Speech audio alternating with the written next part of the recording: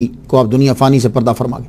کچھ مورخین کا اصرار ہے کہ آپ کو زہر دے کر شہید کیا گیا اور آپ کی زوجہ نے زہر دیا۔ بہرحال تاریخ کے وسیع میدان ہے اور جہاں مورخین گھومتے ہیں، اور اگر واقعہ مورخ سے پہلے کا ہے تو پھر کچھ نہ پوچھو، پھر سچ جاننے کے لیے کافی تگ و دو کرنا پڑتی۔ آپ کا مزار انور امام موسیٰ کاظم رضی اللہ تعالیٰ عنہ کی قبر کی پچھلی سائڈ پر۔ لیکن سوال یہ پیدا ہوتا ہے کہ امام تو مدینہ رہتے تھے، امام الجواد، امام تقی، یہ تو مدینہ رہتے تھے، یہ بغداد میں ان کا روزہ کیسے بن گیا ہے نا؟ کویسچن تو ہے۔ اصل میں ہوا کیا کہ مامون نے اپنی بیٹی ام فضل کا نکاح کر کر مدینہ بھیج دیا تھا، ان سے اولاد نہیں تھی ام فضل سے، تو آپ نے جو ہے وہ دوسری شادی کی، ان سے بچے ہوئے آپ کے۔ ان کو یہ رہتا تھا کہ یہ دوسروں کے ساتھ کیوں رہتے ہیں، تو ظاہر ہے نسل کو آگے بڑھانا تو ہے، نسل کو چلانا تو ہے۔ تو انہوں نے جب شکایت کی تو مامون ذہین تھا، اس نے ڈانٹ دیا۔ تو مامون کی زندگی کے اندر ام فضل بغداد نہیں آ سکی، لیکن جب مامون دنیا سے چلے گئے 218 میں، اب اس نے شکایت کری اپنے بھائی کو۔ بھائی معتصم باللہ جو ہے وہ وزیر بنا، خلیفہ بنا۔ جب معتصم باللہ بنا تو اس نے جب شکایت کی تو معتصم باللہ جو ہے وہ ان کی باتوں میں آ گیا، اپنی بہن کی باتوں میں بلا لیا۔ جب بلا لیا تو بغداد میں آ گئے، یہاں آ کر رہنے لگے۔ تو یہاں آ کر آپ کی جو ہے نا وہ کچھ ہی سالوں کے بعد، یعنی 218 میں تو اس کا وصال ہوا، 220 میں آپ کا وصال ہو گیا، تو آپ دنیا سے جو ہے وہ تشریف لے گئے۔ تو معتصم باللہ کے دور کے اندر اللہ اکبر جل شانہ 25 سال کی عمر میں ظاہری پردہ، آپ نے فرمایا آپ کو کاظمین میں دادا کے ساتھ، امام موسیٰ کاظم دادا کے ساتھ آپ کو دفنا دیا گیا۔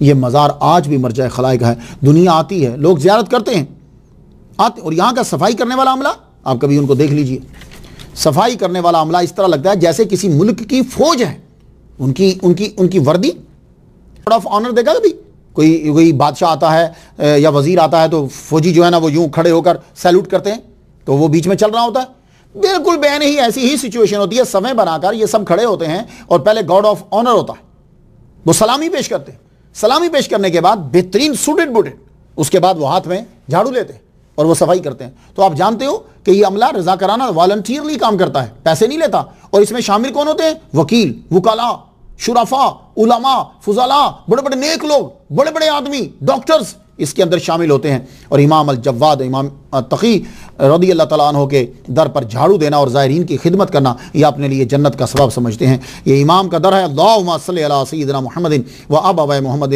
و آل محمد و اصحاب محمد و بارک وسلم۔ آج بھی ان کے وسیلے سے اگر دعا مانگی جائے تو اللہ تعالیٰ جو ہے وہ دعا قبول فرماتا ہے۔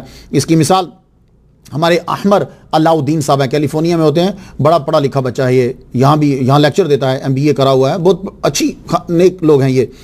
مجھے انہوں نے یہ بتایا 20 جولائی 2015 کو فون آیا، تو کہنے لگے یار پاکستان سے ایک بندے کا فون آیا، ان کے بابا ہیں محمد افضل بنگش، وہ 77 سال ان کی عمر ہے، اور آنتیں جو ہیں وہ ٹوسٹ کر گئیں۔ اب ان کا آپریشن ہوا، جب آپریشن ہوا تو ہوش ہی نہیں آ رہی، ظاہر ہے 77 سال عمر ہے، ہوش ہی نہیں آ رہی۔ انہوں نے پاکستان سے کال کری ہمارا علاؤ الدین صاحب کو، کہنے لگے یار دعا کرو۔ تو انہوں نے کہا، گاڑی روک کے کہا سنو تم امام الجواد، امام تقی رحمۃ اللہ علیہ کے صدقے سے دعا مانگو، میں بھی مانگتا ہوں، اللہ تعالیٰ کرم فرمائے گا۔ انہوں نے یہاں دعا مانگی، 24 گھنٹے کے بعد فون آ گیا کہ انہیں ہوش آ گیا ہے، اب وہ بالکل صحیح ہیں۔ اللہ اکبر جل شانہ۔ تو میں دعا کرتا ہوں یا اللہ امام محمد تقی الجواد رضی اللہ تعالیٰ عنہ کا صدقہ جس طرح محمد افضل صاحب کو تو نے شفا دی ہے، یا اللہ تعالیٰ ہم لوگوں پر بھی کرم فرما مالک، دین اسلام کی تبلیغ کے لیے جتنے ذرائع، پاورز، اختیارات، اٹریکشنز ہیں سب عطا فرما۔ میں تو ان کے لیے فاتحہ پڑھ چکا، تعالیٰ ان پر رحمت نازل فرمائے، اور فاتحہ بھی پڑھی ہے، جب سے لیکچر شروع کیا ہے مسلسل فاتحہ پڑھ رہا ہوں، اللہ تعالیٰ قبول فرمائے۔ اللہ اولاد علی و فاطمہ کا صدقہ سب کی مشکلیں آسان فرمائے۔ اجازت دیجیے، وآخر دعوانا الحمدللہ رب العالمین۔